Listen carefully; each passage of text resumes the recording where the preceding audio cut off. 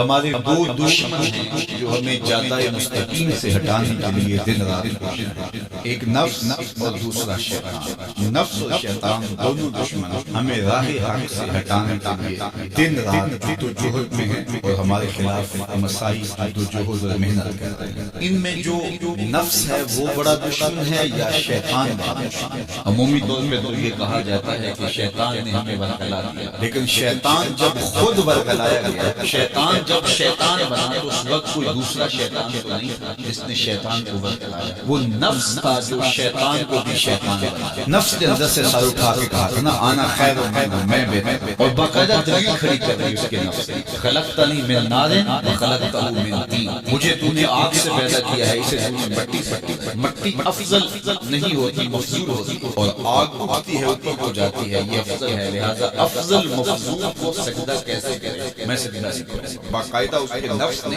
ایک دلیل دی۔ اللہ اگر چاہتا اس کی دلیل کے بخی اور گھڑ کے رکھ دے، لیکن اللہ تعالیٰ نے اس کی دلیل کا جواب دینے کی بجائے کہا جا میرے جا میرے سے نکل۔ اس نے کہا مالک مجھے مہلت دے دے، کہا جا قیامت تک مجھے مہلت۔ اللہ اب شیطان کو شیطان بنانے والا نفس جس نے اندر سے کھڑے ہو کر کہا انا خیر منہ، میں بہتر، میں نے شیطان کا بیڑا کر۔ انانیت اسے کہتے ہیں، انا خیر منہ، اس سے انانیت، میں بہتر۔ ایک بزرگ تھے، انہوں نے ساری زندگی اپنی زبان پہ لفظ میں نہیں آنے دیے۔ وہ فرماتے تھے یہ وہ لفظ ہے جس نے شیطان کا بیڑا کر، تو وہ اس مفہوم کو ادا بھی کرنا چاہتے تو بالفاظ دیگر۔ کسی نے سنا کہ فلاں شخص ہے، اس کی زبان پہ کبھی میں کا لفظ نہیں آیا، تو اس نے کہا لو اس کی زبان پہ یہ لفظ کیوں نہیں آیا؟ میں چاہتا ہوں کہ ان کی زبان پہ یہ لفظ آئے۔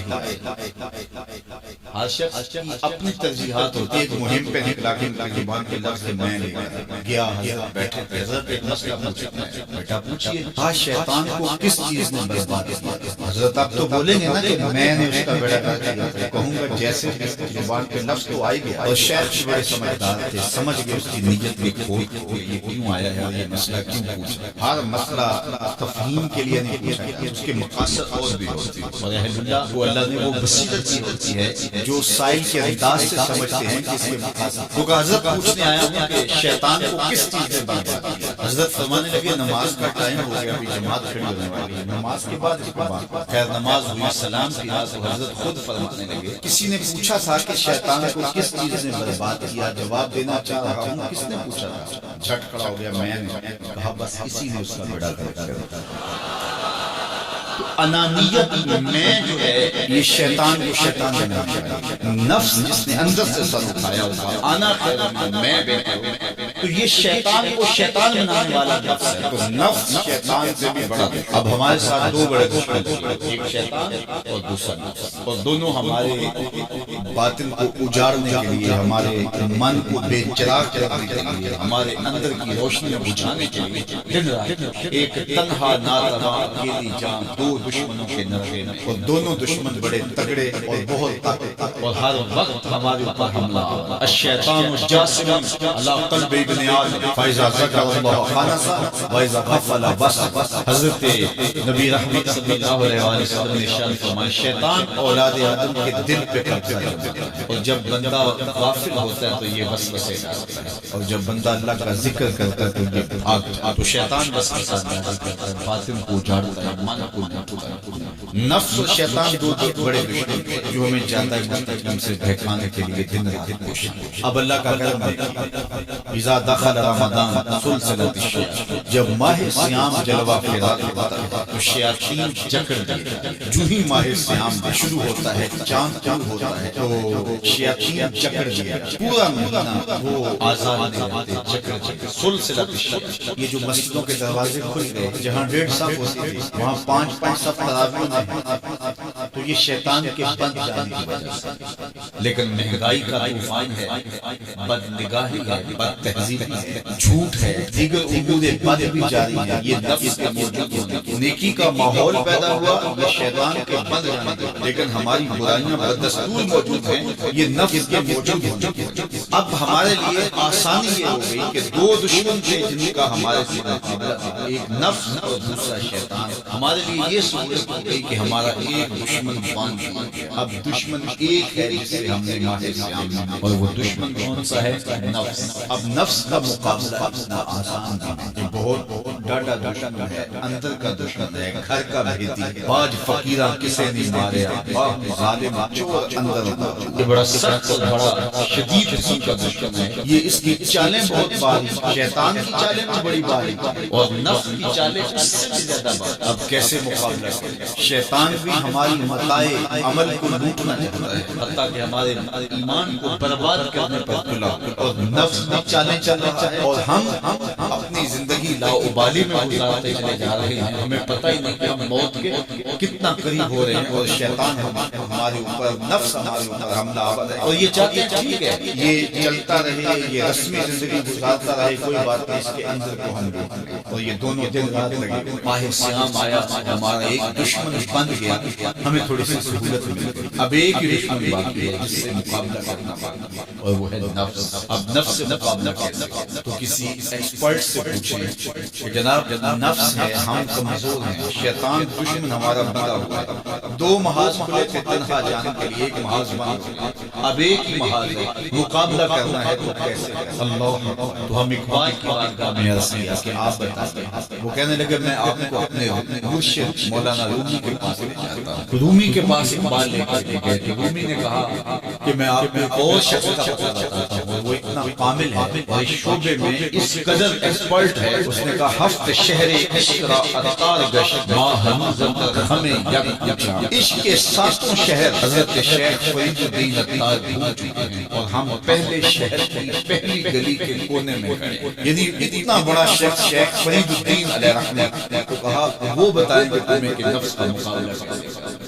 رومی کہتے ہیں کہ وہ میرے بھی استاد ہیں، رومی کہتے ہیں کہ وہ میرے بھی ہادی و مرشد ہیں، جس عشق کے شہر میں میں داخل ہوا ہوں، ابھی کونے پہ کھڑا ہوں، اس طرح کے ساتوں شہر میں گھوم کے بھی آئے، آؤ ان سے پوچھتے ہیں کہ جناب نفس قابو کیسے کریں؟ تو شیخ فرید الدین اتار نے کہا نفس نتوان کشت الا باسی چیز بات گوئم یاد گیرش ایسے، نفس نہیں مرتا، لیکن تین اصلیں اگر آپ کے پاس ہوں تو یہ نفس ٹہر بھی نہیں۔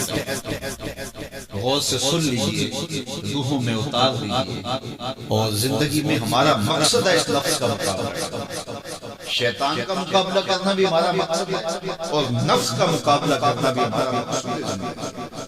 ساری زندگی فریب میں ہم نہیں گزاری، زندگی تیزی کے ساتھ گزر رہی ہے اور ہم آغوش موت میں اترنے والے ہیں، تو یہ ڈاڈے دشمن ہماری متاع عمل لوٹ رہے ہیں، ہمارے کیے ہوئے عمل کو عجب سے، تکبر سے، ریاکاری سے برباد کر دیتے ہیں، ہمیں پہلے عمل کی طرف جانے نہیں دیتے، پھر عمل کے اندر وسوسے ڈالتے ہیں، پھر عمل ہو جائے تو اس کو کچھ برباد کرنے کی کوشش کرتے ہیں۔ کتنے ڈاڈے دشمن ہیں جن کے درگے میں ہم پھنسے ہوئے ہیں، تو پھر ہمیں کوئی بندہ مل گیا ہے جو بتا رہا ہے کہ جناب اس کا مقابلہ ایسے کریں گے، تو ذرا اس کی سن لیں اور غور کریں اور اپنے اندر اتریں۔ شیخ فرید الدین اتار ہمیں بتا رہے ہیں، تو سنیے وہ کیا کہہ رہے ہیں، نفس نتواں کشت الا باسی، نفس نہیں مانتا، یہ بڑا ڈاڈا ہے، لیکن تین اصلیں اگر آپ کے پاس ہوں تو یہ ٹھہر بھی نہیں۔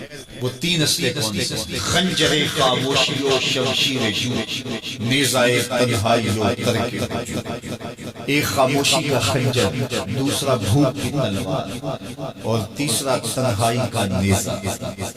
یہ تین اصلیں تمہارے پاس ہوں تو پھر نفس ٹھہر بھی نہیں۔ خاموشی کے خنجر سے نفس سے بات میرے اور آپ کے آقا مولانا نے فرمایا من صامت نجا، جس نے خاموشی اختیار کی وہ نجات پایا۔ ہماری زندگی کے جتنے بھی برے اعمال ہیں ان میں سے سب سے زیادہ برے اعمال ہماری زبان، ہمارے ہاتھ بھی گناہ کرتے ہیں، کسی پہ ظلم کریں تو گناہ کریں، ہمارے پاؤں بھی گناہ کرتے ہیں، برائی کے اڈے پہ چل کے جاتے ہیں، ہماری آنکھیں بھی گناہ کرتی ہیں، ہماری سوچیں بھی گناہ کرتی ہیں، ہم حرام کمائیں کھائیں، پیٹ بھی ہمارا گناہ کرتا ہے، لیکن سب سے زیادہ گناہ ہماری زبان کا جھوٹ یہ بولتی ہے، غیبت یہ کرتی ہے، بہتان یہ لگاتی ہے، گالی گلوچ سب و شتم یہ کرتی ہے، گلے شکوے کا انداز، ناشکری کا لہجہ یہ اختیار کرتی ہے۔ اسی لیے میرے اور آپ کے آقا مولانا نے فرمایا جو تمہارے دو جبڑوں کے درمیان ہے یعنی تمہاری زبان، اور جو دو ٹانگوں کے درمیان ہے تمہاری پالسائی کی جگہ، ان دو چیزوں کی تم مجھے ضمانت دے دو، میں محمد تمہیں جنت کی ضمانت دے دیتا ہوں۔ تو اپنی زبان کی حفاظت کرنی ہے۔ دیکھیے یہ سننے کے لیے چیزیں نہیں ہیں محض، بلکہ ان پر ہم عمل کریں، اور آج سے ہی دیکھیے یہ موسم رحمت ہے، رحمت کی برکھا برس رہی ہے، اور یہ موسم نور ہمارے سیکھنے کے لیے۔ تو ہم اپنے نفس کو کیسے قابو کریں گے؟ دو دشمن سے ایک بندہ ہوا ہے، چھوٹ کے کچھ نہیں کر سکے گا اگر نفس کو قابو میں کر لیا، اور اگر ہم نفس کنٹرول نہ کر سکے وہ تو جہنم کی آگ میں اور زنجیروں میں جکڑا ہوا پیچ و تاب کھا رہے کہ جو ٹوپیاں پہنے ہوئے مسجدوں میں جاتے ہو، میں عید کے دن بھی پڑھنے گا، وہ تو اور نفس کے ساتھ مل کے ہمارا بیڑا غرق کرے گا اور ہمیں اور دور کر دے گا، اور ہماری باطنی اساس اور بنیاد اور کمزور کر دے گا۔ اس لیے ضرورت ہے کہ ہم اپنے نفس کو ان دنوں کے اندر کمزور کریں۔ اس کا پہلا نسخہ کیا ہے؟ خاموشی کا خنجر۔ آپ جب خاموشی اختیار کریں گے، زبان کو صرف ضرورت کے لیے استعمال کریں گے، تو پھر نتیجہ کیا ہوگا کہ آپ کے گناہ بہت کم ہوں گے، جھوٹ کم ہوگا، غیبت نہیں ہوگی، بہتان تراشی نہ ہوگی، دیگر اعمال جو زبان کے ذریعے سے صادر ہوتے ہیں، اور ہم گناہوں میں اضافہ کرتے چلے جاتے ہیں۔ تو زبان کو اگر کنٹرول میں کرتے ہیں، اللہ اکبر، حضور علیہ السلام نے زبان کے کنٹرول کرنے کی تلقین کی، اور یہ بغیر ہڈی کے گوشت اس کو سنبھال لیا جائے، 32 دانتوں میں جکڑ کے رکھا، لیکن یہ پھر بھی قابو میں، اس کو کنٹرول میں کر لو، اس کو قابو میں کر لو۔ ایک روایت میں آتا ہے جب صبح ہوتی ہے تو سارے اعضائے بدنیاں زبان کے آگے ہاتھ جوڑتے ہیں کہ بی بی تو نہ کچھ کر، تیری وجہ سے ہم سزائے کھاتے گی اور اذیتیں پائیں گے۔ تو زبان کو قابو میں کرنا، اور اس کا علاج کیا ہے؟ خاموشی۔ من صمت نجا، جو خاموش ہوا وہ نجا۔ خنجر خاموشی کا خنجر ہو تو نفس کے لیے بہت بڑا بات۔ دوسری بات شمشیر بھوک کی تلوار، بھوک کے ذریعے نفس خوشی ہوتی ہے، نفس کا مقابلہ بھوک سے ہوتا ہے، کیونکہ جب بھوک ہوگی تو اس وقت بہت ساری خواہشات ہیں دم توڑ۔ اللہ کے محبوب علیہ السلام کا فرمان بالخصوص نوجوانوں کے لیے، یا معاشر الشباب من استطاع منکم الباء فلیتزوج فإنه اغض للبصر واحسن للفرج ومن لم يستطع فعليه بالصوم فإنه له وجاء۔ فرمایا اے جوانوں کو ڈرو، تم میں سے جو نکاح کرنے کی طاقت رکھتا ہے وہ دیر نہ کرے، جلدی نکاح کرے۔ کیوں کہ نگاہ اور پارسائی کی جگہ کا محافظ تمہاری نظر کو بھی محفوظ کرے گا، اور تمہاری پارسائی تمہاری عصمت کے جوہر کو بھی محفوظ کرے گا۔ تو اگر کسی کے پاس استطاعت ہے تو وہ نکاح کرنے میں دیر نہ کرے۔ فَإِن لَّمْ يَسْتَطِعْ، اور اگر کوئی طاقت نہیں رکھتا، اس کے حالات ایسے نہیں ہیں کہ وہ نکاح کرتا ہے، فَعَلَيْهِ بِالصَّوْمِ، فرمایا وہ کثرت کے ساتھ روزے رکھے۔ فَإِنَّهُ لَهُ وِجَاءٌ، روزے اس کے لیے قاطع شہوات ہیں اور اس کی مشکلیں آسان کرنے والے۔ تو نوجوانوں کو اگر استطاعت نصیب ہو جائے تو وہ شرم نہ کریں، وہ نکاح کی طرف بڑھیں تاکہ ان کی عصمت کے جوہر کی حفاظت ہو۔ لیکن اسی وجہ سے نکاح میں تاخیر ہے تو پھر وہ کثرت کے ساتھ روزے رکھیں۔ روزوں کی کثرت گناہ سے، شہوات سے، برائی سے، گناہوں سے انسان کو بچاتی ہے۔ تو کثرت کے ساتھ روزے رکھے جائیں تو روزہ بھوک جو ہے وہ نفس کشی کا ایک مؤثر ترین علاج ہے، اور یہ میرے اور آپ کے آقا و مولا نے بیان فرمایا۔ تو بھوک کی تلوار جو ہے یہ نفس کشی کا ایک مؤثر ذریعہ ہے، اور نفس کا سر کاٹنے کے لیے بھوک کی تلوار ہمیں ہر وقت حمائل کیے رکھنی چاہیے، اور ہر وقت اپنے ساتھ جھٹکا کے رکھنا چاہیے، کثرت کے ساتھ ہمیں روزے رکھنے چاہیے۔ تیسری بات فرمایا نیزہ تنہائی، تنہائی کا نیزہ، جب آپ عمومی طور پہ مجلسی زندگی میں ہوں گے تو بہت ساری خطائیں اور بہت سارے گناہ مجلسی زندگی میں آپ کے ساتھ، تو جب آپ تنہائی اختیار کریں گے تو بہت سارے گناہوں سے بچ جائیں گے۔ حضرت شاہ نقشبند بخاری علیہ رحمہ فرماتے ہیں کہ فقیر کے لیے سب سے بہتر جگہ اللہ کا گھر مسجد ہے، یا پھر کامل شیخ کی صحبت ہے، یا پھر تنہائی، چوتھی جگہ سوائے ہلاکت کے اور کچھ نہیں۔ العافیت فی العزلہ، عزلت میں تنہائی میں عافیت ہے۔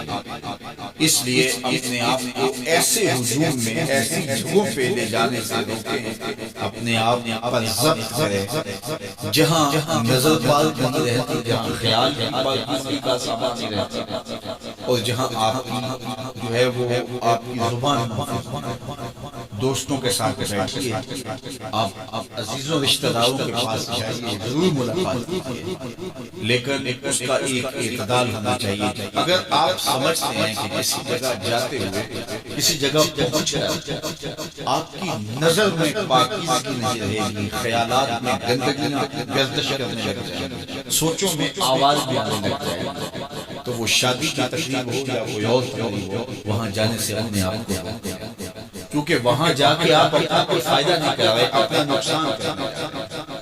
تو جہاں آپ کو یقین ہو کہ آپ وہاں اپنے آپ کو بچا نہیں پائیں گے، اپنی حفاظت نہیں کر پائیں گے، تو وہاں سے تنہائی بہتر ہے، وہاں سے عزلت۔ تو یہ تین چیزیں ہم اگر کر لیں تو یہ نفس کشی کا ایک مؤثر ذریعہ ہے۔ اب ماہ سیام کے اندر اللہ تعالیٰ یہ تینوں چیزیں ہمیں نصیب کرتا ہے۔ ہم زیادہ بولتے نہیں ہیں، روزے سے ہوتے ہیں، بلکہ فرمایا اگر تم سے کوئی شخص بحث سے کوئی الجھے، کوئی لڑائی کرنا چاہے، بدتمیزی کرے، تو اس سے کہو انی صائم، میں اور اس طرح بھوک تو میسر ہوتی ہے۔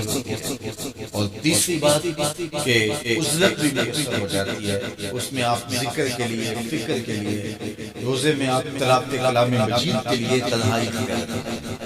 تو گویا روزہ ایک ایسی تربیتی ورکشاپ ہے کہ جس کے ذریعے سے آپ کے نفس کی تہذیب ہو جاتی ہے۔ جب نفس قابو میں آ گیا، نفس کنٹرول میں آ گیا، نفس کو آپ سے کمزور کر دیا، تو شیطان چھپ کے بھی کچھ نہیں کر سکتا، کیونکہ شیطان ہمارے اوپر حملہ کرتا ہے نفس کے ذریعے۔ باہر کا دشمن ہے اور نفس اندر کا دشمن۔ ہمارے دیہاتوں میں چوری ہو جائے نا تو بوڑھے بزرگ مل کے بیٹھ جاتے ہیں کہ بتاؤ چوری کیسے ہوئی، ایک نقطے پہ سارے متفق ہوتے ہیں، اور وہ نقطہ یہ ہوتا ہے کہ کوئی اندر کا بھیدی ضرور ہے۔ جب تک کوئی اندر کا بندہ نہیں تو باہر سے کوئی آ کے آج خود چوری نہیں کر سکتا، تو کوئی اندر کا بندہ ضرور ہوتا ہے۔ نفس اندر کا بھیدی ہے اور شیطان باہر سے آ کر حملہ ہوتا ہے۔